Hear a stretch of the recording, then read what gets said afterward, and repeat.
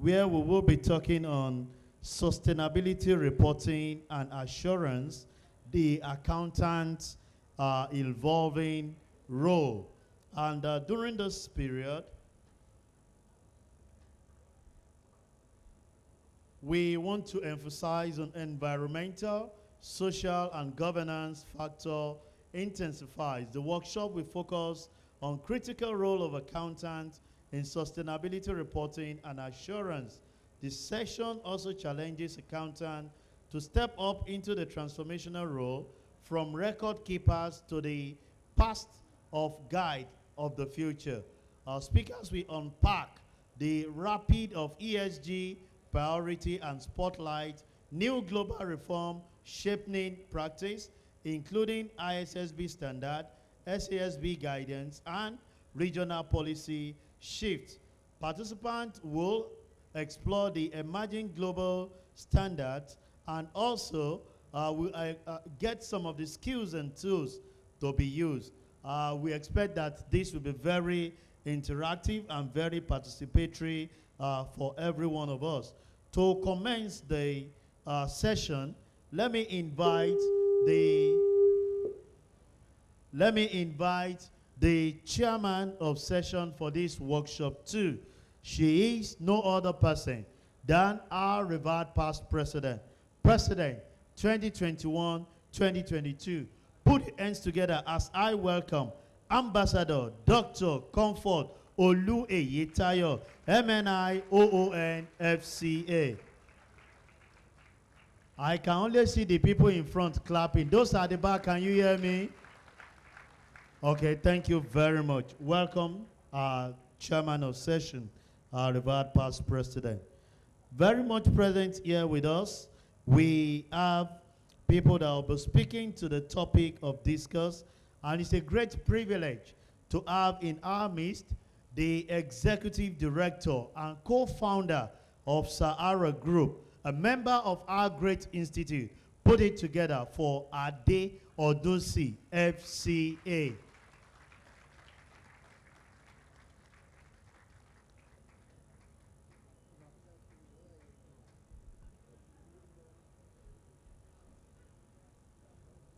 It is also a great privilege.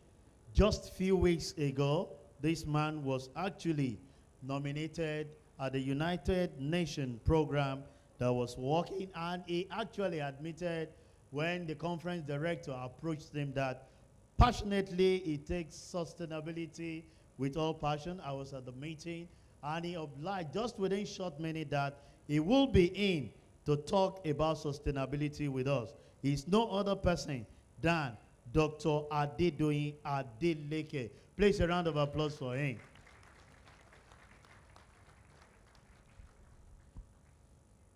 We have one of the facilitators that will be talking to us virtually.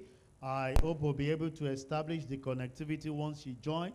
I'm sure the chairman will definitely beckon on her to do. She is a social entrepreneur and also sustainability and governance expert. She is a member of ISSB, and she'll be talking to us virtually. She is no other person than Dr. Ndidi Nnoli Edozien, PhD. Please a round of applause for her. I'm sure when the time comes, she will join us. And the last but not the least, which I believe as the program progresses, he will be part of us. He is the Executive Director of Finance and Corporate Services of the Nigerian Independent System Operator, NISO. He is no other person than Babajide Ibironke, FCA. Please, another round of applause for him. But I'm sure he will join us as the program progresses. On this note, I will hand over to the chairman of session. Let's try as much as possible to participate, because this is the next level at which we are expected to operate. Please, a round of applause for the chairman of session. Thank you very much. Thank you very much, Sheson, Director of Protocol. I say good afternoon to all of you, my colleagues. Thank you very much. and good afternoon, our distinguished discussants. You are all welcome. Let me start by sharing this joke. I don't really know if I can call it a joke because it just evolved right now. I saw my brother sitting in front of me in the hall, and I just thought, oh, it's one of the expatriates. I didn't say anything. When I was trying to find out if all our guests are in the hall, I was given a name, and I was trying to place the name. And Sheson was telling me, is there? I said, where? But it doesn't stop at that. I must have come from the same lineage with you. That like I have a brother in diaspora. I am Odusi, Ni Odusi. And you are Ade Odusi. So you are welcome. So I also welcome Dr. Adedoyin to this session. Dr. Adedoyin Adeleke, thank you very much for obliging us. We are expecting to have the other two discussants to join us shortly. We hope the network will avail us of indeed the Inoli Edoze participation. But I've been assured that Mr. Jide Ibironke, FCA, will be joining us shortly. He's actually on his way. So thank you once again for coming for this session. In fact, looking at the packed hall, it shows that we are really accountants willing to be future ready, because this is where the future lies. So I want to congratulate you for that. A few housekeeping that I want to mention, that our distinguished discussants will have 10 minutes each. So afford us the time for question and answer. So we are going to have 10 minutes each for, just take your question down. When they are done, we'll now go to the question and answer proper. I'm sure you know the topic or the purpose why we are here. Just in case anybody is in doubt, I would like to say it once again, is conversation on sustainability reporting and assurance, the accountant's evolving role. So that is why we are here, and I hope nobody has come to the wrong workshop. So you are all welcome. Before I yield the floor for our discussants, I want us to look at it, just to put it in the right context. Some of us may be wondering, what actually is sustainability reporting? It may sound a very odd question, but some may not have admitted, but may be wondering. And for that purpose, in the simplest form, I would say it is that report that we do. We are comfortable and conversant with financial reporting. So that report that we do, which is financial plus non-financial disclosures, is that simple. Is that simple. Although we will have this expounded for us by our discussant. We may then be wondering, why is sustainability reporting so urgent?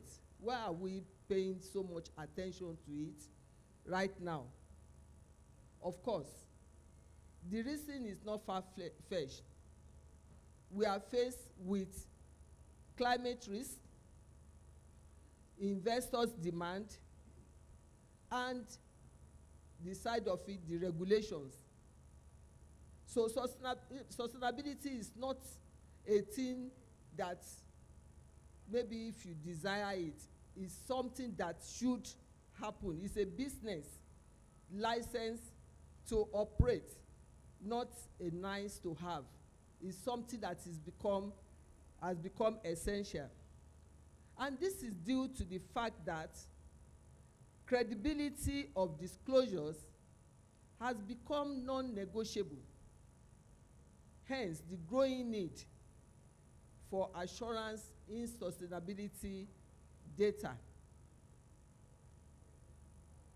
This is where we are, as accountants, are concerned. The evolving role of accountants in credibility, transparency, and decision usefulness of reports cannot be overemphasized. Accountants are increasingly at the center of ESG, that is environmental, social, governance reporting, because of their skills in measurement, reporting, and assurance. In essence, we accountants are moving from being just record keepers of financial capital to becoming stewards of all forms of capital, that is financial, natural, social, and human, and possibly what other ones that you may have. So the new responsibilities for us as accountants in sustainability reporting, assurance, and advisory opens great opportunities for you and I in guiding businesses towards resilience, transparency, and stakeholders' trust, which is very, very key. We help to bridge the financial and non-financial reporting. So with that brief introduction, I'm sure you understand why we are paying a lot of attention to this very important topic.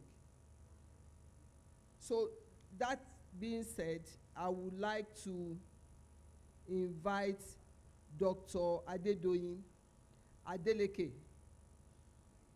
to start the discussion. Like I said, is for 10 minutes, and then we will have the opportunity to take question and answer later. You're welcome once again. Thank you very much. Thank you very much. It's indeed a great pleasure and honor for me to be here. And I'm not saying that just to be courteous. I'm saying that sincerely from the bottom of my heart. I was supposed to be out of here yesterday night when they invited me less than 2 weeks ago, or about a week ago. I had to book my flight. I'm moving from here to the airport. Just saying that is for you to understand that I'm sincere about my respect for ICAN. And I mean, the history is long, but I can tell you ICAN has been a dream organization for me for many years. And the reason is very simple: for the value that you add to your members. My background is not accounting, but ICAN is one of the two professional organizations in Nigeria that we can say very clearly the value that they add to their members. Time will not permit me to go into details, but let me stop there. All right. Also, to pay special regard to Shara Group, sorry. Shara Group is one of the energy companies in Nigeria that started sustainability reporting. I can give you that for a fact. All right. You see, it's important to highlight, when you're talking about sustainability, it's important to know where we're coming from so that we understand how important it is. For decades and centuries, all we would have needed to measure global development would have been accountant and nobody else. Would have been your numbers and nothing else, because it was all based on what? Economic parameters. But towards the new millennia, there was this thought that a country can be doing well, right, financially, but the health is not good. Maybe lifespan and mortality rate and things like that are going down. We cannot say a nation is developing where the health is not fantastic, education is not fantastic. That was what brought in the social dimension into assessment of global development.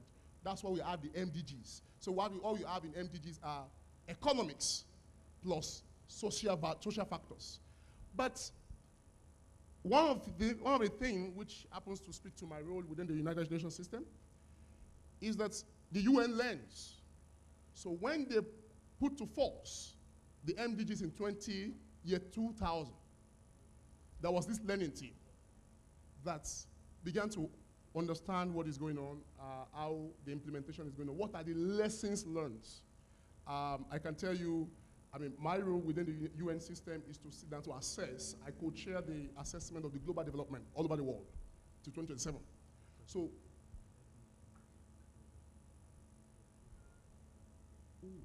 all right, thank you. Sorry. Can you hear me now? At the back. All right. So, there is this learning system within the UN system, which is a very critical unit. And one of the lessons that was learned between 2000 to 2015 was, well, we could be doing well socially, I mean, health, education, and things like that, and we can be doing well economically, but the environment that we neglect, often when it has its catastrophe, probably once in 3 years. You hear of flood recently now, almost every year. But when it happens once and for 3 days, we lose more than what we have gained economically in more than 5 years. That was why integrating, and mark the word integration, integrating environments into our global development assessments, which is now being mainstream at the country level and in corporations and business entities, has become very critical. Now, we're not talking about you doing some dirty stuff on one side and then go to tell us you plant 10 trees on the other side, you know. But we want to see, the world want to see how you are integrating environmental consideration, environmental sustainability within your operational framework. What other things you do outside your framework is fantastic, but that is the core of that stuff. Now, I have good news, I have bad news. Which one do you want to hear first? Tell me. Bad news. All right. I hope you will not stone me before I leave here. A lot of accountants will lose their job in the next 5 years. Do you know why? When I was in university, we used to go to bank. Everything we want to do, we make teller. Up to 200 naira, we make teller. How many tellers do we still have here now? All laid off. Can I tell you the good news now? There are lots of global opportunities, much and above the losses that we're going to have. Because the integration of environmental sustainability into our development framework is completely upsetting global development dynamics, such that skills that used to be very useful, I'm sorry, those of you in the oil and gas, all right? Like in the oil and gas, you know, their relevance all over the world now is a little bit coming down. From year 2020, the World Bank has been reducing their contributions and support for oil and gas. And when that begins to happen, it may take 5 years, 6 years, you begin to see that divestment into environmental space, into sustainable pathways. Now, can I now tell you something? When they are talking about Nigeria's income and GDP and whatever, you hear much of oil and gas, right? You hear less about mining.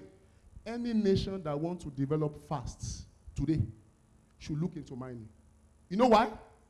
Let me tell you. Now, every electric vehicle you see out, you see that electric vehicles are taking all over. If you go to Norway, if you stand at any point, in 5 minutes, if you see 10 cars, 7 of them are electric vehicles.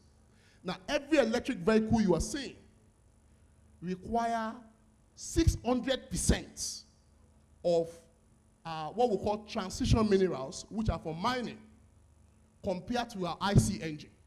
What that means is a spike, increase in demand for mining. So mining that was not so relevant before is taking relevance now. We can go on and that for different sectors. What am I saying? Is that the job requirements to face the next phase of the world that we're facing is different from the requirement we used to have before. And that's why it's important that accountants, you see, every innovation, I wrote something about this conference today and put it on LinkedIn. You see, every innovation remains only a concept idea until finance comes in. Now, but for you to be relevant in participating, in being active, making contributions to this new development pathway, it is beyond the numbers. One of your goals you want to set for yourself is accountant beyond numbers. Now you have, in ESG reporting, issues around ethical leadership. Now you need, for you to probably play very actively in ESG, for instance, you need to know how to collect, manage non-numerical data, and how to manage them. How many of us can mention any tool to manage and analyze non-numerical data? Anybody here? I'll tell you one, and then you pay me for it later. System dynamics. System dynamics. Now, so what this just revealed to us is the need for us to prepare for the future. It's important that we prepare for the future because the global, I just came back from Netherlands where we met with Invest International. Invest International is likely, possibly the largest investor in the private sector in Netherlands. And they were talking to us. I won't advertise for a bank, and I won't mention name. They were talking to us, and of all the banks in Nigeria, talking about those they cooperate with in this country, it's only one bank. And when I mention, if I were to mention the bank, I don't know the protocol here. You would have seen them very active in sustainability issues. So one key point is that the new phase that we have already entered into will require new skills. Your numerical skills are good, but they will not be sufficient for you to transition into this new phase and new era that we have entered. And there are lot of opportunities, much more than the challenges. Let me mention this. Oftentimes when people talk about climate change, right? You have heard climate change. But you will hear climate change 100 times before you hear climate action once. Now, in climate change lies the challenges. In climate action lies the opportunity. Even if Nigeria is not playing so actively yet. Yeah? For instance, let me just talk a little about mining and I'll stop there. Now, take for instance, you talk about electric vehicles. How many of them are in Nigeria? Maybe less than 100. That's all right. But do you know the issue? Thank you. But do you know the issue? The issue is that Nigeria has a lot of deposits of critical minerals, which the world that are already ahead in terms of sustainability have already gone into, and they are in high demand.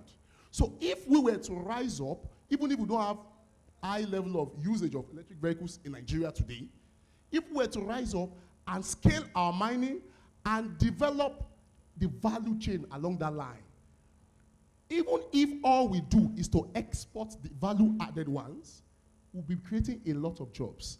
Now, bring it to your profession. If we're talking about ESG, I know your company is not requiring for it, all right? Well, please, come very actively, like upscale, yeah, that's the word. Upscale yourself, so that beyond Nigeria, you can become globally relevant in your profession. Let me stop here. Thank you so much. Thank you very much, Dr. Adedoyin Adeleke. Please give him another round of applause. He has done so well, and even the passion with his delivery makes it believable, either you like it or not. And please embrace it, because that's the way to go. He has given us the news, bad and good, but for us, accountants, especially chartered accountants, we know the bad news is behind us, right? Because we are doing something about it. If we are not doing anything about it, we cannot confidently say yes. So we have to do something about it. That is, embrace the greater opportunities. The opportunities that are bound is far more than the losses that we can call bad news.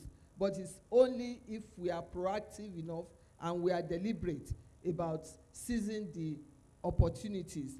So he has given us tips. I will not preempt your question time, so I will just say thank you once again and invite our next discussant to take us on a different perspective of this journey so that we can have the total outlook. Thank you very much. So it gives me great pleasure to invite my brother from diaspora, my brother from another mother that I'm just meeting today, Dr. Ade Odunsi, FCA, Executive Director and co-founder of Sahara Group. You're welcome once again. Thank you, Chairwoman. Good afternoon, everybody, fellow accountants, colleagues, financial leaders, and future leaders. It's a great pleasure to be here at the ICAN annual conference. I have to confess that these days I don't do very much core accounting work. But having said that, if 30 years ago when I first qualified, somebody had told me that I was talking about scope 3 emissions and social license to operate, I would have laughed, because at the time it didn't really exist. But that's where we are now. And that's the point I'm here to make today. Our role is no longer confined to general ledgers of the past. It is, we need to be the stewards of our resources for the future. The topic today, sustainability, reporting, and assurance, the accountant's evolving role. And hopefully I'll convince you that it's not a burden, but it's our profession's greatest opportunity in the 21st century. So why all this noise? Is it a passing fad? Absolutely not. For me, it's a fundamental shift driven by the most powerful thing in the world, which is capital. So can we go to slide 4? So I'll give you a real-life example. About 5 years ago, we were working on a large project with a European financier. And it was quite a big project. It had good numbers. The IRR was good. The business case was watertight, and so we thought. And then the financier hit us with a 50-point DD questionnaire, of which only 10 questions were based on our financials. The other 40 were about our environmental impact, community engagement, and our governance structure, and our plans for a decarbonized future. They weren't just looking for a P&L account on the business opportunity. They were looking for our social license to operate, and that's why we're here today. If you think about, I think at this point, maybe I can give you a quick example. So if you think about a bakery, and this is actually a true story. So there's a large chain of supermarkets in Lagos, which are owned by some venture capital and PE funds. And they're starting now to insist that all suppliers to that supermarket have to produce a questionnaire on their sustainability. Because the pension fund is not allowed to lend money to companies that are not socially compliant. And that is how things are changing rapidly. If we take another example of a company that does fast-moving consumer goods, one of the biggest risks to their business is probably the cost of diesel and how the price goes up and down. And at some point, banks will ask, what is your strategy, right, to try to mitigate this risk? How do you try and control your energy costs? And if you answer properly, that's an indicator that you're running a slightly more sustainable business. And for those of you that think I'm still just talking and that it's optional, I'll give you some figures that will put it into perspective. The Glasgow Financial Alliance for Net Zero represents over 130 trillion US dollars in private capital. These are banks, insurers, asset managers, who have all committed publicly to transitioning their portfolio to net zero. What that means is that they actually insist that companies that they invested as part of their funds must have a credible transition plan. It's not enough to be a company that has good profits and you can return the fund large profits. They insist that you must have a sustainability plan and a plan to get to net zero. BlackRock, which is the world's largest asset manager with over 9 trillion in assets, has stated publicly that they will only cater to companies that have a clear ESG narrative.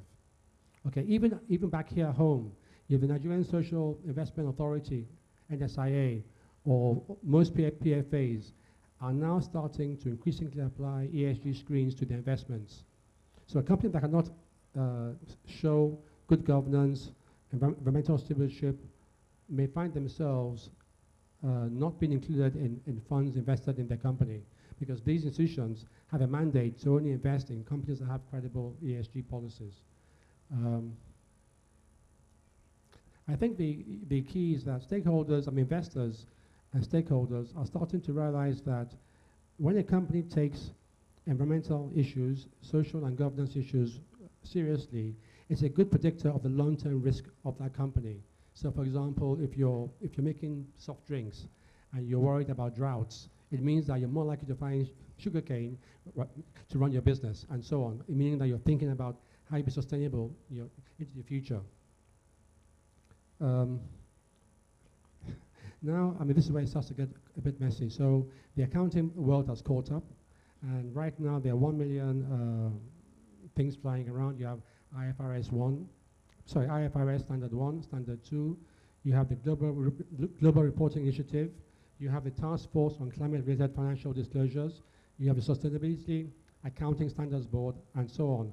And it can all sound very, very overwhelming, but honestly, I think I can break it down really simply, very quickly. So I think the first one, IFRS Standard 1, is basically the overarching framework. Think of it as the walls and foundation of a house. And basically, it tells you how to structure a report, how to determine what is important, and how you present the information. IFRS Standard 2 deals with climate-related disclosures. Think about it, about the electrical and plumbing inside that same house. So it's slightly more detailed, and it mandates exactly what you need to disclose about climate change in those accounts. And that's where the concept of greenhouse gas emissions comes into it. When you hear about greenhouse emissions, you may have heard about Scope 1, Scope 2, and Scope 3.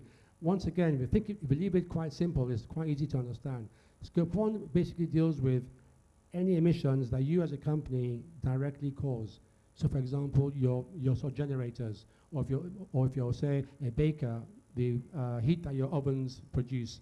Scope 2 emissions are emissions which are incurred because you buy power from a power company. So for example, if you're buying power from say Egbin Power Station as an example, then you would have to take into your emissions calculation your pro rata share of how much of Egbin's emissions you consume because you're buying power from Egbin. Scope 3 is basically everything else, and this is where the biggest pot of emissions comes in. So it's probably most companies, 90% of their emissions. So it goes from one side, which is, for example, you have the guys that grow sugarcane in the field, right, to supply to a drinks manufacturer for sugar.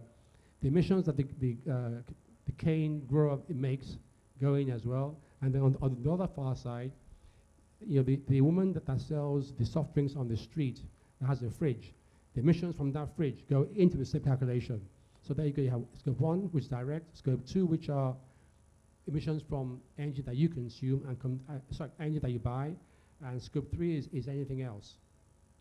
And that's really where we are. I can go into a few more examples. I don't think we have the time, but I think the issue here is that if you read accounts now, most of them, I have to admit, are a bit wishy-washy in that the way they disclose their financial information, their emissions, ESG information, is not in a standardized way. And you can probably spot a lot of them that have, I wouldn't say lies, but let's say misleading information. You see green pictures, you see children running around, you see solar panels, but it's not actually true. And that's where IFRS S1 and S2 come into play, because they start to create a framework that when accounts are produced, they have to report according to those guidelines, such that in different countries, in different industries, in different regions of the world, if you read any accounts that are subject to or comply with IFRS S1, IFRS S2, you have a standard basis to compare. Now, because it hasn't been fully implemented yet, and people are still doing accounts on one hand and publishing separate documents for ESG on the other hand, there's a trust gap in that you probably cannot trust exactly what has been reported, or you can't compare it with another company. And that is where the chartered accountant comes in, and this is where our biggest opportunity comes, in that the skills that we have in terms of auditing, evaluating evidence, controls, and so on, can be transferred into this ESG reporting. You know, I think it's important that you understand that right now people are reporting two accounts. One is the numbers, and one is the ESG. In a few years' time, it's going to be one account. And it's critical that we as accountants are not having to hire consultants to do the ESG part of that work for financial accounting. We should be the ones doing it ourselves. And on that basis, I urge all of us to please try and upskill yourselves to learn these new concepts, because they will be required. Absolutely certain. Thank you very much. Thank you very much. Please, can you give him another round of applause?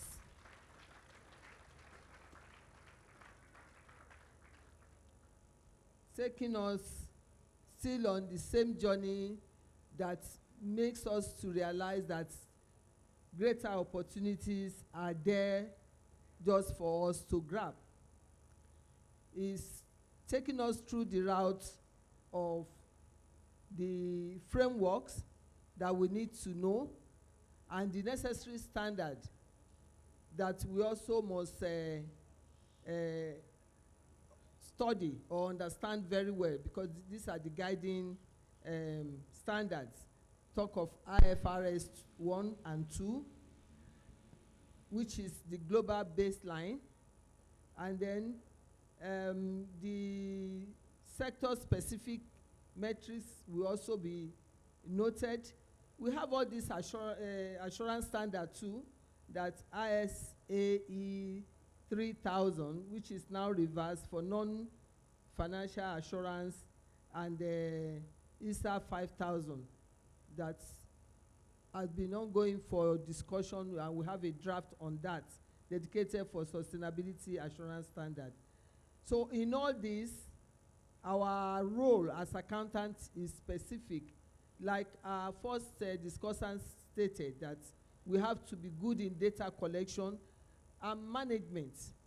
So that is one area that we can quickly upskill if we don't have that skill right now. Then integrating sustainability into strategy.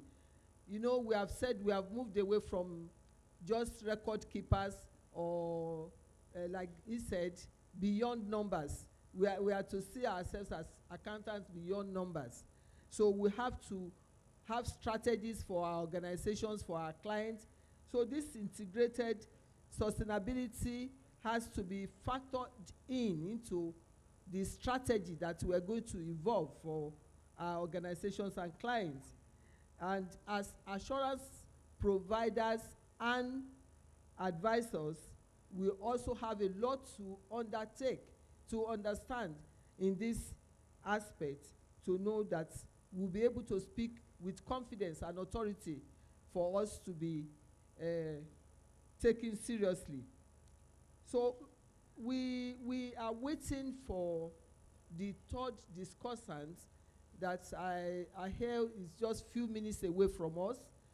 But in the meantime, in order for us to manage our time properly, I'm going to request that the questions we have for these two discussants, we take them right away. Then when the third discussant come, unfortunately because of the challenges we have on the internet, we are not able to take the discussant that was supposed to join us virtually. So we are going to make do with 3 discussants. 2 are here already. Let's have our questions while we await the arrival of the third discussant. So I'm going to take the questions from row by row. We have 3 rows. I'll take it from this row.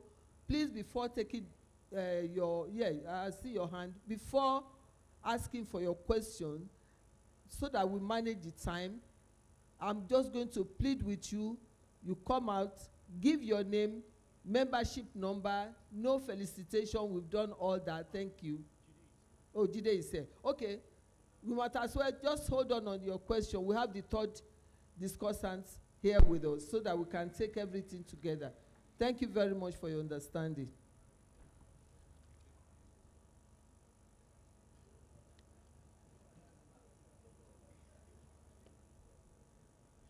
You are most welcome, and we appreciate you for coming. In fact, that shows you the passion that we members have for this institute. Jide has been to some tight schedule this morning, but he has to make sure that he still comes to honor the invitation. Thank you very much, Mr. Jide Ibironke, FCA. Please, can you give him a round of applause? Can I just invite Mr. Sheson Okwade to give a brief bio of discussant's profile?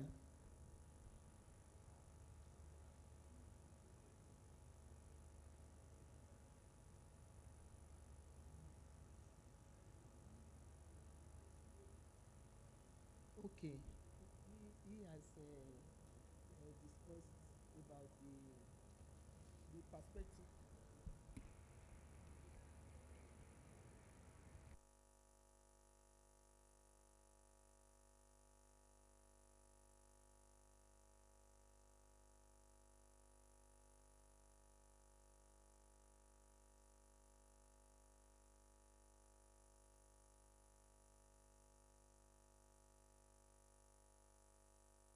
Uh, hello.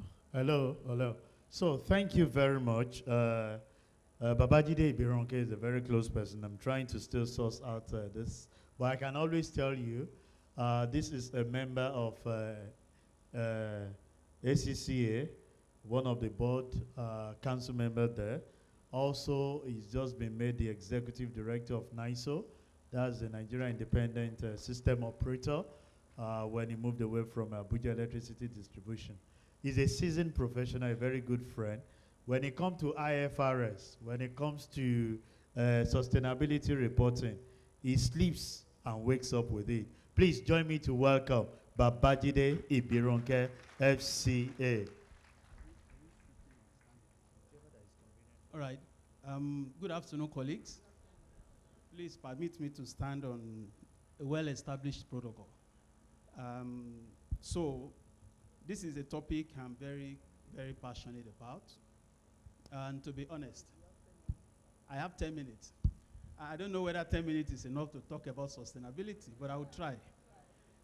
So to be honest, you see sustainability goals in annual reports of entities, many organizations, and they are usually very lofty. You see most of them very long-term in nature, and they tell you about how they want to do it. In Nigeria too, we have also started the journey. I was privileged to be part of the Financial Reporting Council's Adoption Readiness Working Group for Sustainability Reporting in Nigeria. And we had what we call the entities we call the first-time adopters in Nigeria that have actually started this journey. These, first-time adopters use consultants, the big four firms, to prepare some of their reports. And here is what I need to tell us as members of ICAN, that maybe this is where we need to step up our game. When the whole world is learning at the same pace, Nigerians learn faster than the others. And we're actually commended to be one of the countries of the world to have adopted the IFRS S1 and S2. I used to teach my students, so I teach ICAN students and DCCA students. And I used to tell them that in those days, we used to have duality in accounting, debit and credit, right? But today, what we now have is accounting profession that is standing on two legs. One leg is financial reporting. The other leg is sustainability reporting. So it's very, very important that we know what we need to do. Organizations, countries, everybody has set different targets. Are we aware of Nigerian target on sustainability? Are we all aware? But you must have heard about 30 before. Have you heard about that before? Okay, have you heard about net zero before? So in Nigeria, our net zero target is 2060, right? By 2060, we want to achieve net zero. That's our target. By year 2030, we want 30% of our energy in Nigeria to be from renewable generation. In Africa, we also have another target. We're targeting 300 million Africans to have access to electricity. All right? That's Vision 300. And it's a very lofty idea. But you know, these things is like somebody who wants to tell the world that he wants to run a marathon. You're telling the one you want to run a marathon sometime in the future. You can't just start the marathon. There has to be some steps to be taken to ensure that it is done. For instance, you wake up with the body in the morning and start practicing and start maybe jogging around, maybe a compound such as this, and before you take it up. So we have what we call the climate change conference that happens every year. Now we have COP21, COP26. This year it will be COP30 because this whole thing started in 1995. At COP30, it will be held in Brazil, right? And this COP30 is on different array of topic. This conference is where every countries of the world comes to make commitments on how they want to, what they want to do to achieve this target. So we all know that only accountant can set concrete, measurable, and achievable goals. Do you agree with that? And that is where we're coming. So as countries are setting targets, so do organizations around the globe. They put those targets there. And our job is to ensure that we help set those measurable targets for organizations and ensure we track performances. And it's important that now that the world is learning at the same time, and we know we are Nigerians, we learn faster than anybody else, it's an opportunity for us to be that sustainability expert that the world is waiting for. And I'm sure in this room, people are already thinking about how to start learning in a different way. And don't get me wrong, right?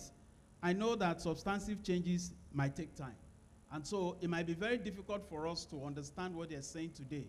But I know that with dedication and the passion that we have, and when we started the IFRS journey around 2010, it was like a marathon. But today, it's a thing of past. Everybody now knows about IFRS in Nigeria. So this thing is about environment, it's about social and governance issue. And you just break it down as it affects the organization. So I give you a very quick example. In Ethiopia, and I have some statistics here that I put together just to share with you. So in Ethiopia, for instance, what did they do? They started what they call a Green Legacy Program as a country. And that program has created over 700 permanent and temporary jobs. Imagine what that would do to an economy. Additional 700,000 jobs. What it means is, in their own calculation, it gave them 1.3 trillion in their currency as an additional income. So imagine that is done in Nigeria. Ethiopia is the second largest populous country in Africa. We're number one, right? We have over 230. They have around about maybe 130, thereabouts, million people. But we have 230. So imagine doing all of the things that they did there, here in Nigeria. Then we're going to create multiple of what they have done. In 5 years, between 2019 and 2023, they planted 32.5 billion trees. And those are not just anyhow trees. It includes fruits. So imagine the food supply that will come from those, fruits that they have planted. When the harvest period comes, and those are the kind of things that you can do. And prior to that, fine enough, in 2016, they actually planted about 18 billion trees. But those were just normal trees. But they changed the strategy. By 2019, they said, let's plant real fruit, oranges. All those things today, they are yielding benefits for them. So in Nigeria, I just want to say we have to be very intentional about working to forge a new system of green living. And in some other countries, I was in Shanghai recently, and just by mere, driving on the road, you know the difference between cars that are on gasoline and cars that are electric vehicles. Electric vehicles are usually green plates, right? Other plate numbers are blues. So the percentage of electric vehicle to gasoline vehicle was around 60-40.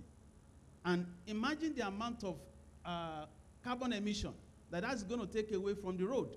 It's humongous. And in Nigeria, we can achieve that even faster and better. Imagine we have reliable electricity. Imagine the number of carbon emission of diesel petrol that you take away from the society. And that's huge. Do you agree with me? So again, in sustainability, don't think about it as the old IFRS standard. This one is practical, and you can actually measure this impact, you know, clearly as an accountant. So for instance, in my home, I got some solar power, right? I used to have a 40 kVA generator. For the past 5 years, I can't remember how many times I've used it. Because I have a 30 kVA battery, the sun will come up in the afternoon, it charges the battery, and it takes me till next day. All right? So if I'm writing my own sustainability reports today, I have a story to tell. Because I can easily calculate the carbon emission from a 40 kVA generator and say that is my own contribution in my own little way. And so do we have it in every organization. So as accountants in those organizations, our role will be to help set those measurable targets and ensure that we assist the organization using what we know how best to do. We are numbers people, right? And we can quickly do this number. So that would be my initial comment. I don't know if other participants have spoken to the other area. But it's all about the ESG that we'll talk about. Sustainability is just about reporting those impacts and ensuring that we meet our own objective today without denying the future generation their own ability to meet their own objective. I will stop here, and if there are questions, more than happy to take. Thank you very much. Please, let's give it up to Mr. Jide Ibironke, FCA. Thank you very much for that insight. So for me, I see it as having our jobs cut for us. We accountants, are we ready? Please, let's embrace it. Quickly, because of time, I'm going to take the question from the three rows. Indicate by showing of hands, 2 from each row. Okay. Kindly step forward so that we minimize time wastages. 2 from this row, 2 from the middle. We have 2 from the middle here. 1, 2. Okay, 1. Do we have any from the rear? Somebody was... Please, ma, you can come. You are raising up your hand. Please come. We have 2 already. All right. Okay. So let's take it one after the other. Yeah. So ladies first.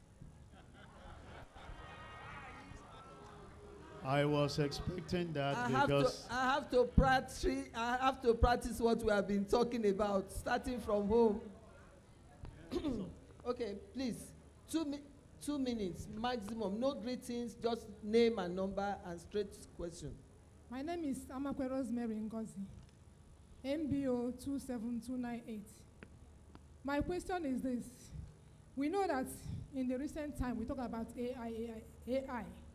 I want to know the role that AI can play in assisting accountants to be able to assess this sustainability reporting and dwell much on it and get the benefits. Thank you. Okay. My name is Chukwuemeka Ekesiobi, MB049121. So, the President of the United States of America in his address at the United Nations General Assembly called climate change a hoax. In Nigeria, I have listened to a debate on the floor of the Senate where there was a strong argument against a shift from fossil fuels because Nigeria is resource rich in hydrocarbons, and Nigeria will be doing herself a disservice by diversifying from fossil fuel. What does this say to our sustainability targets, challenges, and opportunities? Thank you. Thank you very much. My name is Obafunshor Rahman Agbola, membership number 024322. Now, sustainability reporting and sustainability disclosure has been used interchangeably but to me, I believe they have different meanings. As accountants and a chartered accountant, where do we, fit in? Because sustainability reporting has a mass of information, while sustainability disclosure has limited amount of disclosure that form part of your financial statement. So where do we fit in? Is it reporting or disclosure? If it is reporting, then we have a different thing writing about. If it is disclosure, it will be part of the financial statement. I want you to clarify, please. Good afternoon, sir. I am Grace Maris Olebechuku Soronadi, membership number 67751. So my question, I've been hearing about sustainability accounting and assurance for a very long time. Even at the last induction that was done, how to tap into it. So I want to know, for me, I work with Jamb Office at present, but I've always been interested in AI, computing, and the rest. I got my first laptop when I was in secondary school. So since then, I've been trying to venture into digital marketing and the rest of that. I want to know what's the niche for me. How do I, actually, yes, I work with Jamb Office, but this is not where I want to stay. So I want to know what roles can I look for to taking up right now so I can actually bridge that mark. Thank you. Okay, Ayonzi Emeka is my name. Membership number 19117 FCA. Please, Please, can we keep it down a little? Please, let's keep it down so that we can hear the question. Okay. Yesterday, the person from Financial Reporting Council spoke briefly on this, but we are not given opportunity to ask questions. So I want to ask, like the last speaker spoke, we are not aware, or personally, there has not been enlightenment on the roadmap for Nigerian adoption of this sustainability reporting to be reflected in the financial statement. So what is the target? What is the goal? Which year is Nigeria adopting it for small-scale businesses or private enterprises with public interest? Which year? Unlike what happened last year, Financial Reporting Council came up and said internal controllable financial reporting should take effect last year, and it was enforced. So what is the plan for this sustainability reporting in our financial statement? And secondly, how can we as chartered accountants be well trained to become experts in it? Thank you. Okay, OI Ogalozo, 18540. 18540. I want to know from Dr. Ade, if I pick up the financial statement of Sahara, your group, because I know that about 5 companies have adopted sustainability reporting in Nigeria, and yours is one. What are the distinguishing features between your financial reporting and others that have not adopted sustainability reporting? And then again, it was said that the sustainability reporting now comes differently from the numbers. And I know that the problem... The food pack does not have mouths. Please, let's keep the noise down. Okay, that you will see 2 different reports, one on financial statement, one on sustainability reporting, and the target is to bridge the gap. And I feel that the problem is that of measurement. There are some sustainability costs, like what he has said now, that will be difficult for us to have in the financial statement when he was talking about what he saved as from emission of gas from generator. Now, how do we measure this in order to inculcate it in the numbers? Because as it is now, the numbers are different from sustainability reporting. But there are some sustainability expenses or costs that cannot be measured with numbers. How do we get around to measure them in order to, put them in the numbers. So I will have only one report and not two reports. Thank you. Thank you very much. My name is Lukman Jimo Rahim, membership number 056306. I'm very compelled to make this contribution, having listened to the discussants. I listened carefully and I heard perspective from the professionals, practitioners, and regulator. And I feel I'm very compelled to make a contribution from the academic perspective. I'm compelled because you said your background was not in accounting. I felt I need to add a little flavor to make the discussion very robust. So my background is in accounting, BSc accounting, MSc accounting, PhD sustainability accounting. Can you just go straight to okay. So I want to make I believe my contribution is very important to make the discussion very balanced. So my contribution is coming from the data perspective.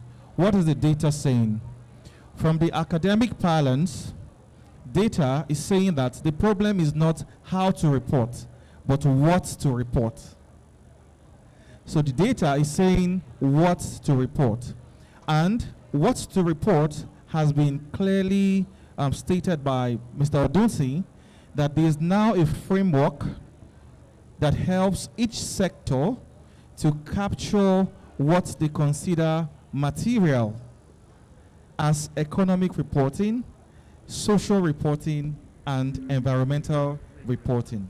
So the materiality in each sector differs, and that's why there is the Global Reporting Initiative Framework. For those of us in the manufacturing sector. Hello, professional colleagues. Do you want me to pause the sharing of the food? Then please, let's maintain decorum. I'm sure a lot of people know that there is a power in the person that is holding the mic.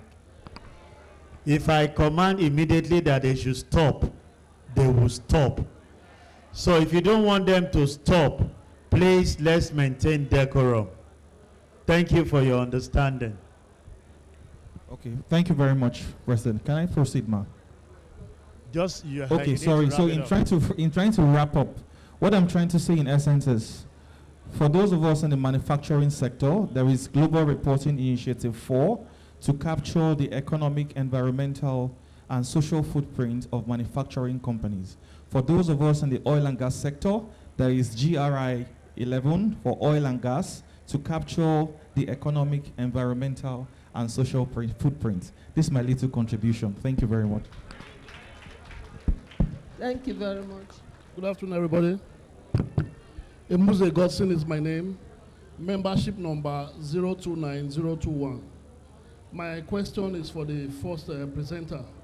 He made a point that a country that wants to grow should focus on mining. Example, okay. Sir, like in Nigeria, for example, it's worrisome to see that there are so much illegal mining activities going on which is not reported. Communities, we have seen videos where maybe some illegal miners, foreign nationals, engage community locals to mine. And whereas the government focus is mostly on the crude. And I understand that at the end of this conference, there's going to be a communique by ICAN to the government. Please, I just want to ask, my question is like this. What should Nigerian government do differently to ensure that the mining sector is revived to be one of Nigeria's source of revenue? My chairman, over to you, ma'am. Thank you very much. We have little time, so I'm just going to ask the discussant to take these questions. So the ones you can take, you take. Any add-on from the two of you, and then we go on like that, because it's not specific like to different people. So we can start. Thank you very much. I'll try to be as brief as possible, yet as clear as I can. So first about, you see, almost everything that everybody has asked hinge on one thing, which is what I've found everywhere I go, knowledge. Knowledge. in any industry where you work, in any company where you work, please try as much as possible to be one of the early adopters. You can adopt some things that are wrong, but you will learn in it, right? Knowledge is very important. Now, first, about AI in sustainability reporting, how can it help us in getting some of these standards? Oh, I don't know where to start from. That AI you mentioned is where to start from. Go to ChatGPT. As I was here, seated here, I was trying to check my ChatGPT to check something there. Now, it's a very fast means of organizing your steps and approach to things. Of course, don't depend on AI for everything. AI can be wrong. It can lead you astray, for sure. However, it saves your time if you know how to use it almost by 70–80% in doing your research. Take, for instance, somebody talking from JAM and saying, where do I start from? I am working for a government institution. I want to transition into sustainability profession. What do I do? Advice. Type in ChatGPT. You get a response. Now, and from that response, you can now begin to do your research.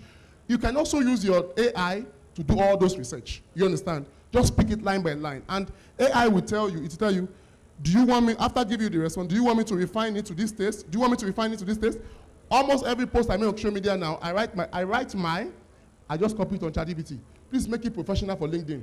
And it gives me back, I return it back. Do you understand? So AI can be a good starting point. Now, for somebody talking from, for US government, now you see, we cannot make, with due respect to Donald Trump, the government of the United States, we cannot put our destiny in the hands of temporary holders of office. All right? Barack Obama was there, promoted sustainability law. The other president that just left was there, promoted it. And Donald Trump came. Okay, I don't want to comment about his personality and his approach. However, keep in mind that there are more than 196 countries in the world. Of course, we respect the United States, but that is even the opinion of the president, not of the country. Some states in the United States are still promoting sustainability to tomorrow. So we cannot depend, just take what he says as an authority. And I should mention, now, what is the implication for Nigeria? Keep in mind, particularly because of the oil resource that we have, if environmentalists are here, they may not like my face now, but the reality is that I am not one of the sustainability experts that tell you we go fuelless now. It is not possible. If I'm working fully on environment, my boss there was talking about solar grid or whatever, the solar he uses. I have 2 offices in Abuja and Ibadan. Since 2023 that I came back to Nigeria, I have never used 1 unit of your national grid. I use 100% solar. My building, my office building is built 100% waste plastic bottle, more than building in Ibadan. You understand? Now, the point is this. What does sustainability mean for our oil resource? Now, keep in mind that it is called just and green transition. Now, I will keep away from the word just. In fact, if I had the time, I would have loved to speak about that. The word just there is justice. We cannot say, and the world cannot say, that because we want to go green, there's a village in Umuleri that doesn't have electricity, and the first opportunity they have is to use generator. I will say, no. They don't use electricity, they wait until we get money for solar. That's not right. That's where justice must come. Now, for Nigeria, the world is not telling us to stop using our oil. But it is a process. Over time, we're talking about the 2060, the agenda for 2060 for Nigeria, net zero. We're talking about 2060. And there are a lot of, by the time we get 2060, there will be a lot of other areas to employ our oil and gas. And keep in mind, we will not be the last. By the time we get to net zero and we're no more using oil, some countries will need it and will keep selling to them. So that's one area. And one last point about that, there is actually an initiative now, that's why I talk about knowledge. There is what we call greening oil. Greening oil. That oil itself can be greened.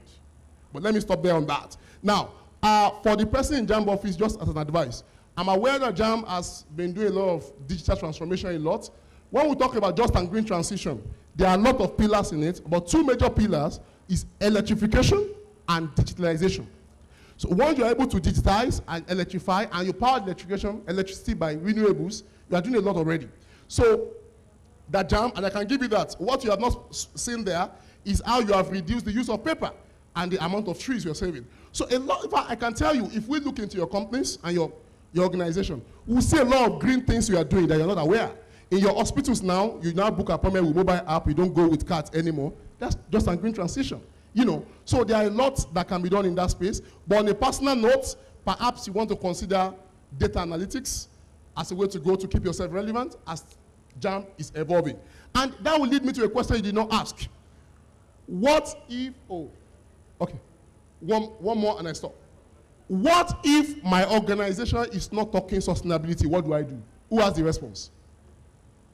We are talking about ESG and your CEO is not interested. He's just looking for money. What do you do? Now, very simple. What do you say? You what? You move out. Not necessarily. You don't have another job yet. All right. Now, what to do is very simple. Many people, and sustainability has been badly marketed.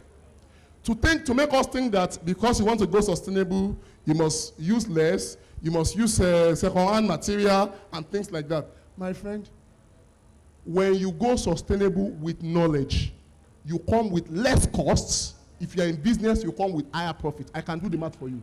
Now, there is no way I'm a CEO, and you come to me as my colleague, and present to me, Oga, the money we are spending this way, if we go this way, we'll spend 50% of the money, which you can prove.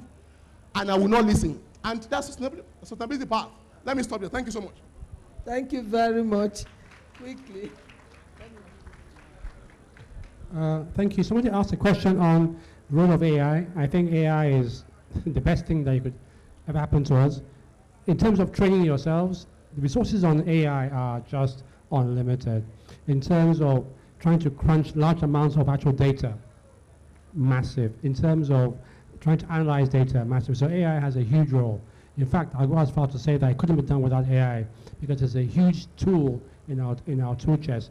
But most of us, though, don't overlook AI as a tool, a resource to learn about these new things. It's all there for you. Just ask the right question. Somebody asked, should we diversify from fossil fuels? And I think my colleague here mentioned the 30-30 plan. You know, nobody is saying that we should not diversify. The issue is, at what time do we diversify? Nigeria has a plan to go net zero by the year 2060, which means gradually try to cut down on the use of these fuels. We have to, by 2030, try and have 30% of our fuel coming from renewable sources. So it's a gradual phasing in. It's not an all-in-one that must be done on the same day. Somebody asked the role of accountants, and I think this is the most critical point. These standards are coming. Forget it. There's no way around it. At some point, there'll be one statement that has in it financial data and ESG data, and only an accountant is equipped to be able to provide, to be able to count or to check those numbers and to provide integrity for those numbers and to put them in the prescribed formats as given by the IFRS standards. And that's where you come in. It would be sad if we as accountants have to hire consultants to do the other half of our financial reports. So please let's upskill. Somebody asked if Sahara is producing accounting, and yes we do. Our sustainability reports are actually currently now in a separate document. We plan that from next year we'll integrate them actually into the audited financial statements, and we only have one document. Currently we have two. And I think the last one was how do we measure sustainability numbers? I think IFRS S1, IFRS S2, GRI and so on, they all prescribe very specific ways of trying to measure and document these numbers. So it's a case of just applying those numbers. Same thing with the scope 1, 2 and 3 emissions. There are very defined mechanisms that you use to measure them. Thank you. Okay, colleagues, let's start session. Maybe we should just talk to our colleagues. I think we should just go on. Okay, so colleagues, I think I need to correct an impression here. Maybe we think sustainability is a very alien practice. Let me break it down, please. Sustainability is not new to us in Africa. In fact, as a young boy, I know that in those days, and my past president, you will remember, they will bring some plastic for you and ask you for some old clothes. You will give them, and they will give you the plastic. Are they still doing it now? They have been doing Bashikparo. That is sustainability. In this Africa, I mean, for some of us who came from Lagos, I don't see so many in Abuja. But in traffic, you see people using bottled water container to sell groundnut and some other things, Zobo. They are reusing the plastic containers, right? That's sustainability. Where even poverty had made us to do sustainability on some certain things. So my point is, I don't think the problem is sustainability in itself. We may not know that we do it. Inadvertently, we practice some form of sustainability or the other. However, the issue here is the reporting part of it. And one of my colleagues earlier on asked the question about the difference between sustainability reporting and sustainability disclosure. I struggle to understand the question because it's like the guy is asking me about IFRS 7. IFRS 7 is on financial instrument disclosure. IFRS 9 is on financial instrument. IAS 32 is on financial instrument presentation. So is he telling me that IFRS 9 is different from IFRS 7 and they are all different from IAS 32? They are not. So what you should remember, and I would refer you to IFRS website, www.ifrs.org. If you go to that website, clearly you will see that there are two legs today for reporting. One leg is all we have been learning since, which is your IFRS accounting standard that you use to prepare financial statements. Then we now have IFRS sustainability disclosure standard. And those are your IFRS S1 and IFRS S2. So what has happened is financial reporting, generally reporting, is standing on two legs. One is the accounting side, the other is the disclosure for sustainability issue. And they are not also alien to the old accounting standard that we have. IAS 37, for instance, talking about decommissioning cost. And you made some provision for those. There are some other standards in that regard. So I don't want to belabor you with, this is not a technical session, right? And I'm sure ICAN does a lot of technical sessions where you can learn some of these things. I've been privileged in the past to facilitate in some of those sessions. So again, capacity building is very germane. We need to be able to break it down to our daily lives, to our organization's life. And again, countries around the world set different targets for themselves. I just told you about Nigerian target, right? We have at African level, we have on the global stage at COP21 in Paris. COP21 was in Paris. Our late president, Muhammadu Buhari, was there present, and he gave commitment about Nigeria's, target. And that's where those targets are coming from. And it's not just Nigeria, it's across the globe. So I will encourage you to move with the tide. Just like I said earlier on, everybody is learning it now. In fact, Nigeria was commended as one of the first countries in the world to adopt IFRS S1 and S2. So somebody asked about the roadmap and complaining about FRC, speaking about it yesterday. The truth of the matter is that we actually have an adoption readiness working group in Nigeria. I am privileged, I was part of them, and we developed a roadmap for the country. So I will encourage you to go to the website of Financial Reporting Council of Nigeria. A copy is there. If you don't have that copy, you can reach out to me. I'm more than happy to give you a copy. We set timeline, timetable of when we should comply. And just like I said when I started my speech, in Nigeria we had some few organizations that we call first-time adopters. They started adopting it now. Now, even if your organization will not adopt it yet, start learning about it. It's actually an area today where you can build capability and competencies that can earn you money, even as a consultant. So please, and if you talk about how to measure them, there are some science-based initiatives. There are some organizations across, just Google it, and you can, that is, somebody also asked about AI. In fact, you can, as you sit down here, go to your WhatsApp, put it on Meta, and say, how do I measure carbon emission from 30 kVA generator? You know what you have in your office. And those are the roles that AIs can play. They will help you, guide you, and point you in the direction of where you will find resources to help you to be able to do some of these things. So this is the time to build capacity. This is the time to position yourself. There's a book I read many years ago.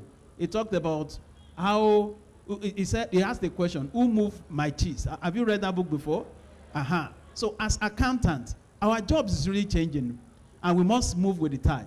If you don't, you'll be left behind, and that is the truth. Sustainability is an aspect to that. And when I was giving a lecture on this recently, somebody came to me, although very, on a very light mood, saying that we accountants like to create job for ourselves. And I said, if we didn't, so who would?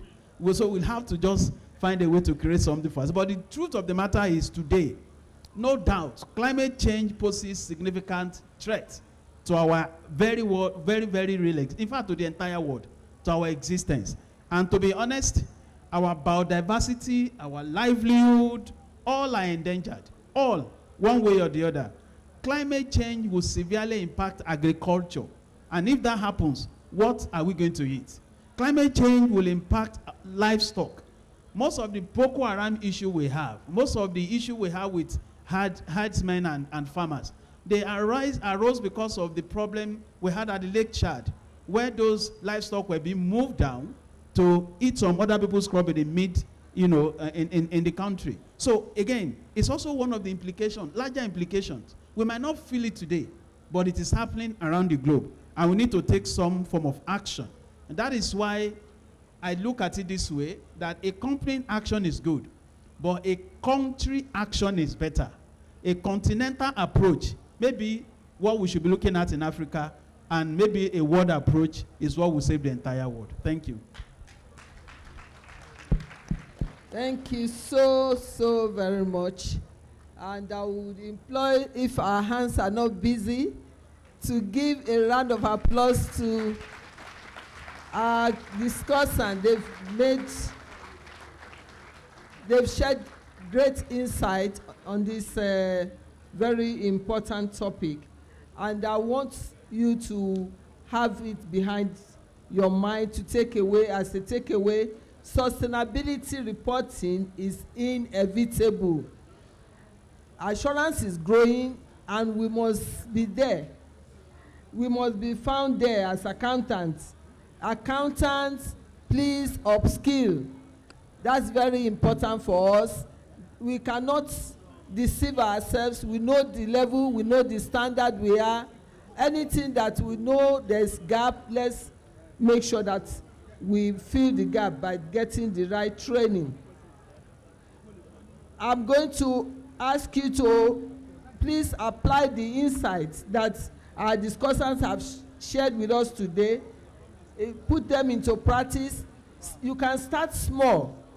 Don't look at sustainability as a mountain top something. You can start small.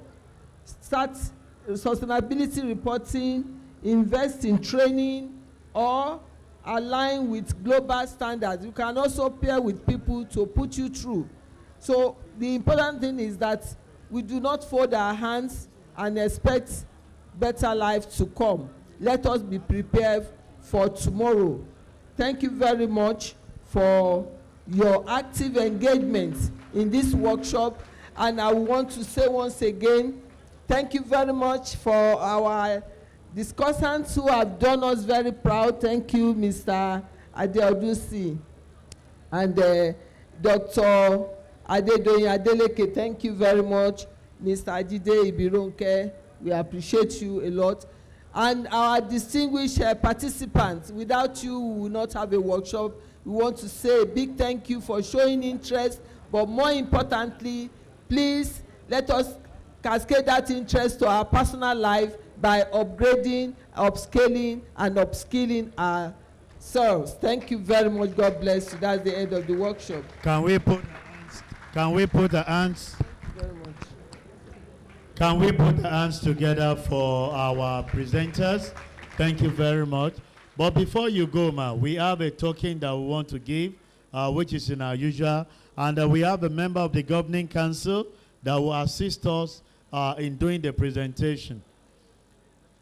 Don't worry, we will take group photograph, don't worry. But we need to just have a presentation to them. So you can still have your seat because I'll call you one after the other. The first presentation goes to Dr. Adedoyin Adeleke.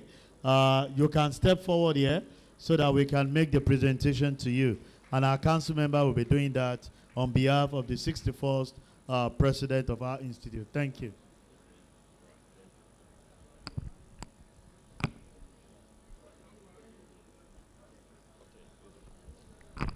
Right, thank you. I'm Dr. Adeleke Adedoyin. We sincerely appreciate your contribution today to our members here. And I'm telling you that you have the knowledge, you have the passion, and you have actually delivered that to us. So we go thinking from here. But for this you have done to us, and we hope we'll still call you when we need you. So always be with us. We just want to appreciate you with this plaque. We can't pay you enough, but we can appreciate you with this plaque. So on behalf of the Institute of Chartered Accountants of Nigeria and its 67 members, we are saying thank you and we appreciate you with this. The next presentation goes to Dr. Ade Odunsi FCA, the Executive Director. Please a round of applause for him.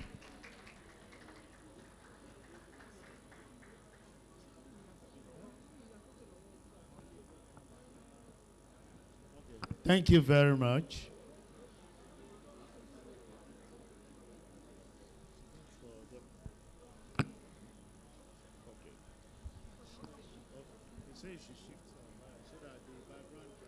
Okay, Kola Adeshino. I thought you are... Wrong name. So we'll replace it. They are from the same Sahara, but we'll replace it. It's Ade Odunsi. Okay. Ade Odunsi. They are both from Sahara. Okay, your name is Sahara. Ade Odunsi. Your name is Ade Odunsi. Okay. Thank you. On behalf of the Institute of Chartered Accountants of Nigeria and its 67th membership, we sincerely appreciate you, Ade Odunsi, and we are presenting this plaque to you. Thank you. Thank you very much. And the next presentation goes to Dr. Babajide Ibironke, FCA. Please, a round of applause for him, please. I believe Sarah will always... Thank you.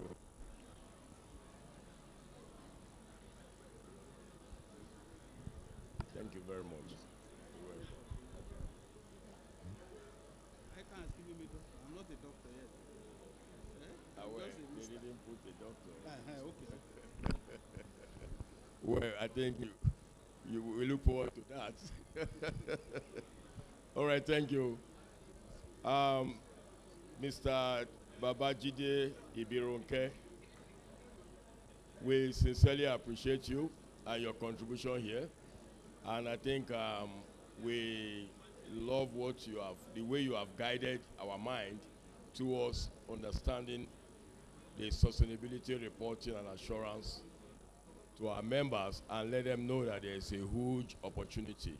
We believe many of them will take off from there.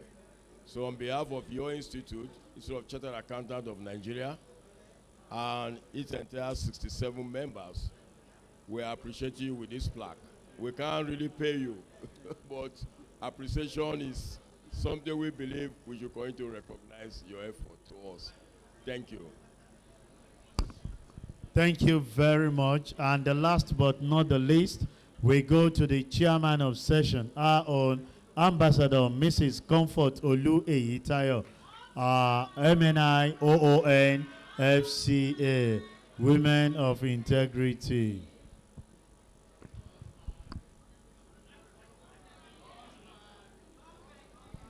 Is that all you can hear? You know, let's have one session. If you want to appreciate our past president, do that now. Do that now. Do that now. Higher. Thunder it up. Thank you, because that motivation is good. Madam, we sincerely appreciate your coming. Apart from taking this institute to the level it is, and you've been a past president, we can see that you are still more energetic to participate in everything we do, and we commend that. And on behalf of the Institute of Chartered Accountants of Nigeria and its 67 membership, we are presenting you this plaque to appreciate you greatly. And we believe that this will motivate you to do more for us. Thank you. Thank you very much. To all our facilitator, please can we have a group photograph? Babajide, please join us. Please wait, Council Member. Bring this. Babajide, please, Dr. Adedoyin, for Mama. Please join them for a group photograph.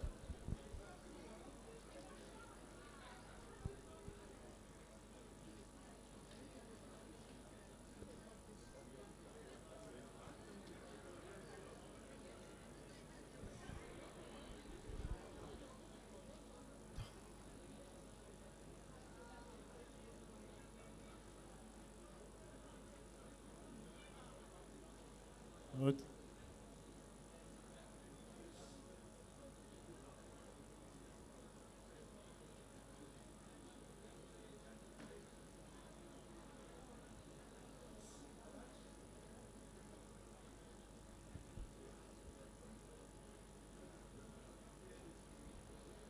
So we appreciate every one of you for your time. We'll see you tomorrow at the Los Angeles. For the young accountant, you still have your program at the main auditorium, which speaking to you, your conference that you have annually. Thank you very much, and God bless you all. At the sports center opposite. Okay, both the sports and the happy hour happens together. You said? For the Los Angeles, are they